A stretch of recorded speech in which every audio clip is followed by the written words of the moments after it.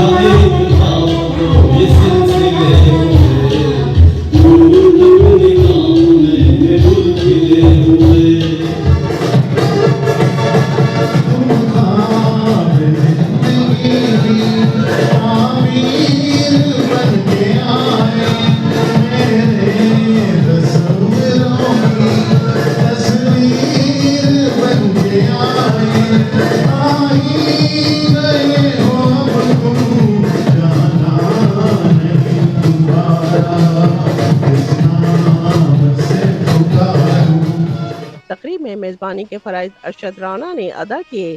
Pakistan social centre Sharjah سے فراز احمد صدیقی کی خصوصی آمد مہمانوں کا خیر مقدم کیا۔ اپنی خطاب میں ملک اسلم نے کہا کہ ہم نے سافٹ امیج پاکستان کے پلیٹ فارم سے دنیا کو یہ باور کرایا کہ پاکستانی نہ صرف محنتی اور دیانتدار ہیں بلکہ امن کے داعی اور فنون لطیفہ کی چاہنے والے بھی ہیں۔ تقریب میں سالنوں کا کیک بھی کاٹا گیا اور وطن عزیز و امارات کی سالمیت کی خصوصی دعا کی گئی۔ آخر میں سافٹ امیج کے عہدیداران و ممبران نے مہمان خاص غلام مصطفیٰ مغل کو اعزازی شیلڈ پیش کی۔